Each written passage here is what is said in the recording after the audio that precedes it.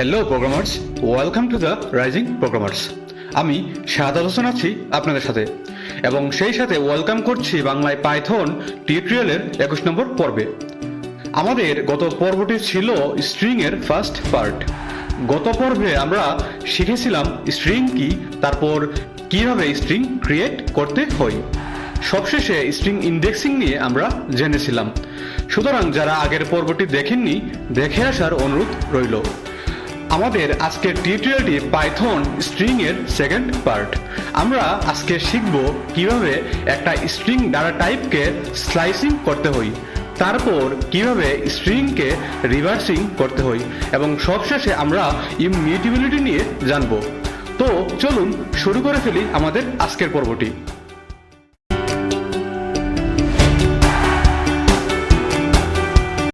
শুরুতে আসুন string slicing কি। String slicing is a process of extracting specific characters or a specific portion from a string। অর্থাৎ string slicing হলো একটি string থেকে নির্দিষ্ট কিছু ক্যারেক্টার বা নির্দিষ্ট কিছু অংশ বের করার পদ্ধতি। মানে একটা স্ট্রিং থেকে এক বা একাধিক ক্যারেক্টার বের করার প্রক্রিয়াকেই বলা হয় স্ট্রিং স্লাইসিং। যদি একটা উদাহরণে যাই, ধরুন আমরা এই স্ট্রিংটাকে অর্থাৎ প্রোগ্রামিং থেকে ROG এই তিনটা ক্যারেক্টারকে বের করে প্রিন্ট করতে চাচ্ছি, বা এই স্ট্রিং থেকে P কে আলাদা করে প্রিন্ট করতে চাচ্ছি। তো আমরা স্ট্রিং স্লাইসিং এর মাধ্যমে সহজেই কাজটা করতে পারবো। চলুন আমরা সরাসরি VS করে চলে যাই, তারপর নিজেদের ইচ্ছে মতো কিছু ক্যারেক্টারকে আমরা স্লাইস করি বা আলাদা করি। চলুন কোডে যাওয়া যাক।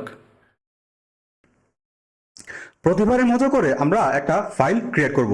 আমরা এটার নাম দিলাম string underscore part underscore 2.py।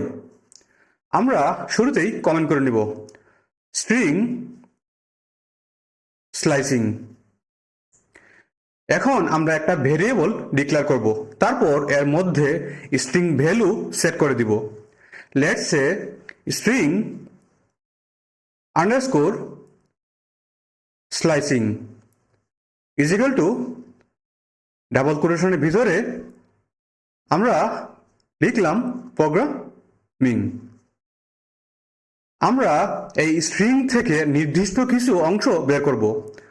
So print, তারপর আমরা এখানে ভেরিয়েবলটাকে বসিয়ে দিলাম। এখানে ভেরিয়েবলের পর আমরা স্কোয়ার ব্র্যাকেটটি দিয়ে দিলাম, কারণ এটা স্ট্রিং স্লাইসিং এর সিনট্যাক্স। তারপর এই ব্র্যাকেটের ভিতরে আমরা রেঞ্জটা সেট করে দিব বা পজিশন সেট করে দিব। যাই হোক, এখন চলুন ইন্ডেক্স নাম্বার 0 থেকে 5 পর্যন্ত ক্যারেক্টারগুলোকে আমরা এক্সট্রাক্ট করি বা স্লাইস করি। এটা বের করতে হলে আমাদের স্টার্টিং পজিশন এবং এন্ডিং পজিশন ডিফাইন করতে হবে। মানে কোন পজিশন থেকে আমরা শুরু করতে চাচ্ছি এবং কোন পজিশনে গিয়ে এটা শেষ হবে।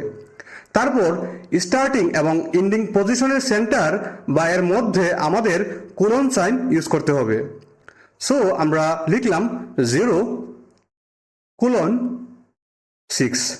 এখানে ইন্ডেক্স নাম্বার 0 থেকে শুরু হয়ে 6 এর আগ পর্যন্ত, তার মানে 5 পর্যন্ত যতগুলা ক্যারেক্টার আছে এইগুলা আউটপুট হিসাবে দেখাবে। আবার ধরুন আমরা শুরু থেকে পজিশন 6 পর্যন্ত বের করতে চাচ্ছি, তাহলে লিখব প্রিন্ট, তারপর এর ভিতরে আমরা ভেরিয়েবলটাকে বসিয়ে দিব।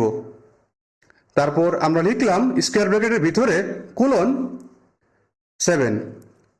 আমরা 7 এর আগ পর্যন্ত অর্থাৎ শুরু থেকে 6 পর্যন্ত যতগুলা ক্যারেক্টার আছে ওইগুলা আউটপুট হিসেবে দেখতে পারবো।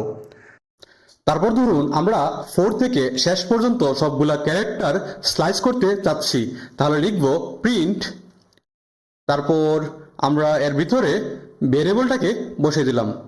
তারপর স্কোয়ার ব্র্যাকেট, তারপর 4, তারপর কোলন।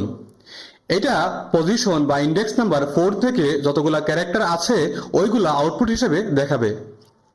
তারপর ধরুন আমরা প্রতি দুই ইন্ডেক্স বা দুই অক্ষর পর পর যতগুলা অক্ষর আছে ওইগুলা বের করতে চাচ্ছি। এটা করতে হলে আমাদের ফার্স্টে স্টার্টিং পজিশন, তারপর এন্ডিং পজিশন, তারপর স্টেপ ভ্যালুটি সেট করে দিতে হবে। সো প্রিন্ট, তারপর প্যারেন্থেসিসের ভিতরে আমরা আবারও ভেরিয়েবলটাকে বসিয়ে দিলাম, তারপর 0, তারপর কোলন, তারপর 10 কোলন 2। 0 হলো স্টার্টিং পয়েন্ট আর 10 হলো এন্ডিং পয়েন্ট।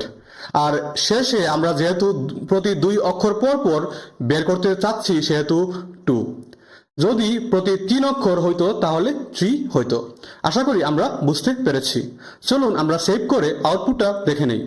আমরা টার্মিনালটা ওপেন করলাম, তারপর Python string underscore part underscore 2.py আমরা এন্টার প্রেস করলাম।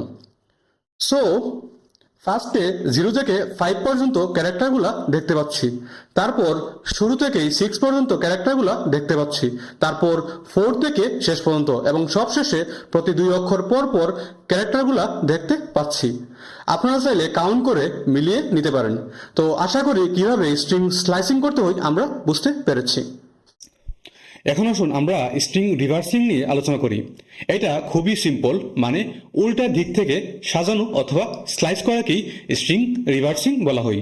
এই ক্ষেত্রে শেষ অক্ষরটি প্রথমে আসে, তারপর প্রথম অক্ষরটি শেষ স্থানে যায়। এইভাবে সব ক্যারেক্টারগুলোর ক্রম পরিবর্তন করা হয়, মানে একটা স্ট্রিংকে উল্টা করলেই হয়ে যায় রিভার্সিং। চলুন আমরা একটা স্ট্রিংকে রিভার্স করে দেখে নেই। আমরা আগের কোডগুলোকে কমেন্ট করে নিই, তারপর স্ট্রিং রিভার্সিং, তারপর একটা ভেরিয়েবল ডিক্লেয়ার করব। Let's say reverse underscore string is equal to, আমরা ডাবল কোটেশনের ভিতরে লিখলাম রাইজিং, তারপর প্রিন্ট, তারপর এর ভিতরে আমরা ভেরিয়েবলটাকে বসিয়ে দিলাম, তারপর স্কোয়ার ব্র্যাকেট।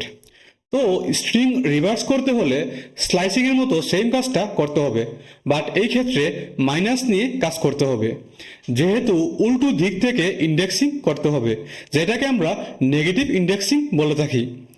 গত পর্বে আমরা দেখেছিলাম। তাহলে আমরা স্কোয়ার ব্র্যাকেটের ভিতরে কোলন, তারপর আবারও কোলন, দেন -1।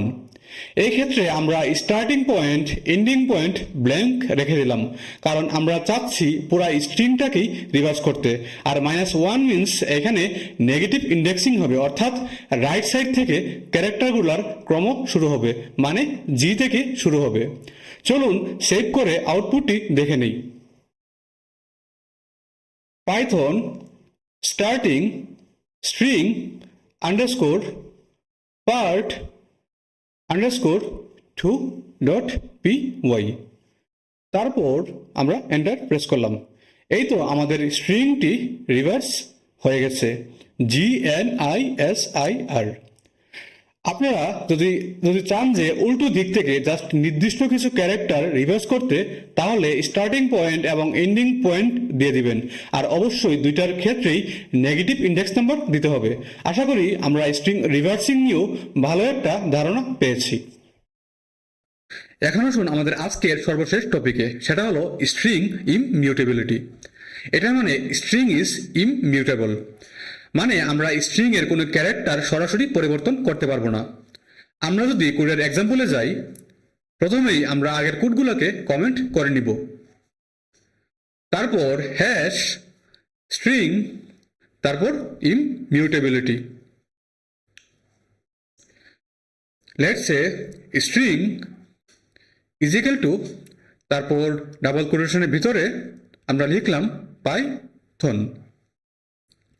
আমরা যদি এটা এইভাবে পরিবর্তন করতে চাই, অর্থাৎ আমরা লিখলাম স্ট্রিং, তারপর স্কোয়ার ব্র্যাকেটের ভিতরে 0 ইজ ইকুয়াল টু, তারপর সিঙ্গেল কোটের ভিতরে t, মানে আমরা চাইতেছি 0 পজিশনে p এর পরিবর্তে t কে দিতে।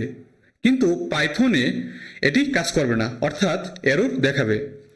কিন্তু সরাসরি পরিবর্তন না করে আমরা চাইলে নিউ একটা স্ট্রিং তৈরি করে পরিবর্তন করতে পারবো।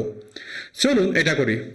আমরা আরেকটা ভেরিয়েবল ডিক্লেয়ার করব, new underscore string is equal two single কোটের ভিতরে টি প্লাস, তারপর আমরা আগের ভেরিয়েবলটাকে এখানে বসিয়ে দেব স্ট্রিং, তারপর স্কোয়ার ব্র্যাকেটের ভিতরে 1 কোলন। এখানে শুরুতেই যেই ক্যারেক্টার অ্যাড করতে চাই সেটা দিতে হবে, তারপর প্লাস, তারপর স্কোয়ার ব্র্যাকেটের ভিতরে যেই পর্যন্ত বাদ দিতে চাচ্ছি অর্থাৎ 1 এর আগ পর্যন্ত, মানে 0 ইন্ডেক্স পজিশন ক্যারেক্টার পি সরিয়ে আমরা ওই পজিশনে টিকে বসিয়ে দিলাম। আপনারা চাইলে পজিশন চেঞ্জ করেও দিতে পারেন। চলুন এটাকে প্রিন্ট করে নিই। প্রিন্ট, তারপর আমরা প্যারেন্থেসিসের ভিতরে নিউ স্ট্রিংকে বসিয়ে দিলাম। আমরা সেভ করে রান করে ফেলব। আমরা লিখলাম Python string underscore part underscore 2.py।